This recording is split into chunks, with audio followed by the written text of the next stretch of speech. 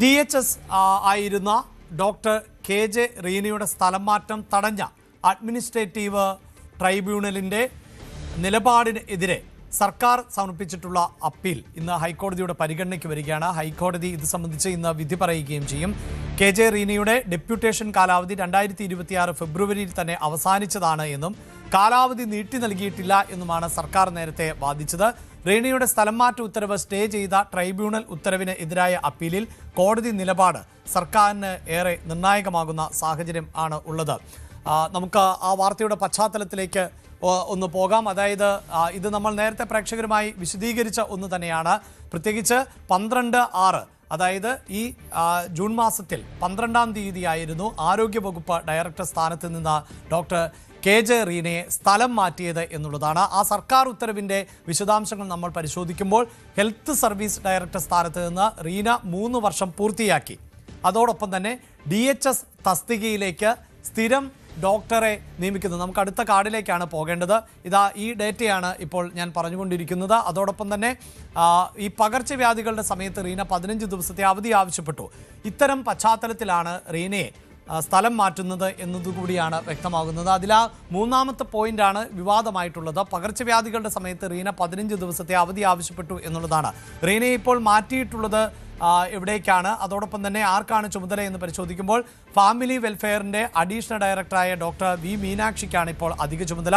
Ernakulam public health laboratory ഡയറക്ടറായാണ് റീനയ്ക്ക് നിയമനവും നൽകിയിട്ടുള്ളത്. ഈ നിലയിൽ ആണ് ഇപ്പോഴത്തെ സാഹചര്യം. ഇങ്ങനെയൊരു പശ്ചാത്തലത്തിൽ ആയിരുന്നു റീന കേരള അഡ്മിനിസ്ട്രേറ്റീവ് ട്രൈബ്യൂണലിനെ സമീപിച്ചത്. ആ ട്രൈബ്യൂണൽ ഈ ഉത്തരവ് പരിശോധിക്കുകയും ആ ഉത്തരവിൽ ചില സാങ്കേതികത്വത്തിൻ്റെ പ്രശ്നമുണ്ട് എന്ന് തിരിച്ചറിയുകയും ചെയ്ത പശ്ചാത്തലത്തിൽ ആണ്. അതായത് നിപ്പ പ്രവർത്തനങ്ങളുടെ സമയത്ത് ഗുരുതരമായ വീഴ്ചയുണ്ടായി. പകർച്ചവ്യാധി സമയത്ത് 15 ദിവസത്തെ അവധി ആവശ്യപ്പെട്ടു. ശബരിമല തീർത്ഥാടനവുമായി ബന്ധപ്പെട്ട് ഡോക്ടർമാരെ വിട്ടു നൽകിയില്ല. ഇങ്ങനെയൊക്കെയുള്ള സാഹചര്യമായിരുന്നു സർക്കാരിൻ്റെ ഭാഗത്ത് നിന്ന് ഉണ്ടായിട്ടുള്ള വിമർശനം എന്നത്. നമുക്ക് ആജ്ഞയിലേക്ക് പോകാം. ആജ്ഞ നമ്മൾ ഇതിൻ്റെ ഒരു പശ്ചാത്തലം കഴിഞ്ഞ ദിവസം വിശദീകരിച്ചതാണ്. നിലവിൽ അഡ്മിനിസ്ട്രേറ്റീവ് ട്രൈബ്യൂണലിൻ്റെ വിധിപ്രകാരം DHS എന്നത് റീനയാണ്. പക്ഷേ സർക്കാരിൻ്റെ നിയമനപ്രകാരം ഡോക്ടർ മീനാക്ഷിയാണ്. ഇതിൽ ആരാണ് ഇനി യഥാർത്ഥ DHS എന്നതാണ് ഹൈക്കോടതി തീരുമാനിക്കേണ്ടത്. ഇന്ന് തന്നെ ഇത് സംബന്ധിച്ചൊരു തീരുമാനമുണ്ടാകുമോ ആജ്ഞ? അഭിലാഷ്, ഈ സംസ്ഥാനത്തെ ആരോഗ്യ മേഖലയിലെ അടിയന്തര സാഹചര്യം കണക്കാക്കി ഡയറക്ടറെ മാറ്റി നിയമിച്ചതെന്നാണ് ഈ സർക്കാർ കോടതിയിൽ വ്യക്തമാക്കിയിരിക്കുന്നത്. അങ്ങനെയാണ്. അതുപോലെ തത്തുല്യമായ പദവിയിൽ തന്നെയാണ് റീനയുടെ പുതിയ നിയമനമെന്നും ആണ് ഈ additional advocate general PA Muhammad Shah കോടതി ബോധിപ്പിച്ചിരുന്നത്. പക്ഷേ കേസുമായി ബന്ധപ്പെട്ട വസ്തുക്കൾ പരിശോധിക്കേണ്ട ട്രിബ്യൂണലാണ്. അതായത് ഇതുമായി ബന്ധപ്പെട്ട് ഈ റീനയുടെ സ്ഥലമാറ്റവുമായി ബന്ധപ്പെട്ടുള്ള നടപടി ട്രിബ്യൂണൽ റദ്ദ് ചെയ്യുന്ന സാഹചര്യത്തിലേക്ക് പോയിരുന്നു. അതിനെതിരെയാണ് ഇപ്പോൾ സർക്കാർ ഹൈക്കോടതിയിൽ എത്തിയിരിക്കുന്നത്. ഈ നടപടിക്രമങ്ങൾ പാലിക്കേണ്ടത് ട്രിബ്യൂണലാണ്. പക്ഷേ ഇതിൽ ഇടപെടേണ്ടതാണ്, അതായത് ഇടക്കാല ഉത്തരവിൽ ഇടപെടേണ്ടുന്ന സാഹചര്യം ഏതെങ്കിലും ഉണ്ടോ എന്നുള്ളതാണ് ഹൈക്കോടതി പരിശോധിക്കുന്നത്. അത് മാത്രമേ ഹൈക്കോടതിക്ക് ഇത് ചെയ്യാനുള്ളൂ എന്നും ആണ് ഈ ജസ്റ്റിസ് അനിൽ K നരേന്ദ്രനും ജസ്റ്റിസ് മുരളീകൃഷ്ണനും അടങ്ങിയ ഡിവിഷൻ ബെഞ്ചാണ് കഴിഞ്ഞ ദിവസം ഈ കേസ് പരിഗണിച്ചത്. അതുമായി ബന്ധപ്പെട്ടാണ് ഇപ്പോൾ ഇന്ന് വൈകിട്ട് 4 മണിക്ക് ഈ കേസ് വീണ്ടും പരിഗണിക്കുമ്പോൾ അത്തരത്തിലാണ് ഇന്നലെ ഈ കേസ് പരിഗണിച്ചപ്പോൾ ജസ്റ്റിസുമാര് വ്യക്തമാക്കിയത് അങ്ങനെയാണ്.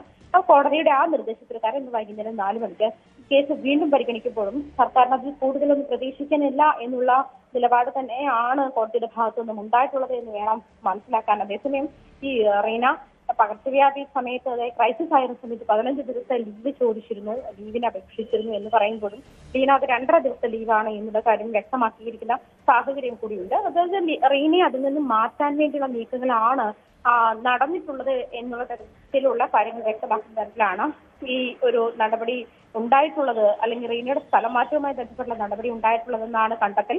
അതിന്റെ ഒരു സാഹചര്യത്തിൽ തന്നെയാണ് കേരള അഡ്മിനിസ്ട്രേറ്റീവ് ട്രിബ്യൂണൽ ഇതുമായി ബന്ധപ്പെട്ടുള്ള ഒരു അതായത് ഈ ഉത്തരവ് റദ്ദാക്കിക്കൊണ്ടുള്ള നടപടിയിലേക്ക് കടന്നത്. അതിനെതിരെയാണ് ഹൈക്കോടതിയിൽ ഇന്ന് 4 മണിക്ക് ഈ കേസ് വീണ്ടും പരിഗണിക്കുന്നത്. എന്തായാലും ഇടക്കാല ഉത്തരവിൽ ഇടപെടാനുള്ള സാഹചര്യം എന്തെങ്കിലും ഉണ്ടോ എന്ന് മാത്രമാണ് ഹൈക്കോടതിക്ക് ഈ വിഷയത്തിൽ പരിശോധിക്കാനുള്ളത്. അഭിലാഷ്, യെസ്, അതാണ്. അതായത് ഇന്നിപ്പോൾ കോടതി വിധി വരുമ്പോൾ മാത്രമാണ് എന്താണ് സാഹചര്യം എന്നത് അറിയാൻ സാധിക്കുകയുള്ളൂ. റീന ഈ അഡ്മിനിസ്ട്രേറ്റീവ് ട്രൈബ്യൂണലിൻ്റെ വിധി വന്നതിന് ശേഷം ചുമതലയേൽക്കാനായി എത്തിയിരുന്നു. പക്ഷേ ഡോക്ടർ മീനാക്ഷി ആ കസേര ഒഴിഞ്ഞു നൽകാൻ ഒരുക്കമായിരുന്നില്ല.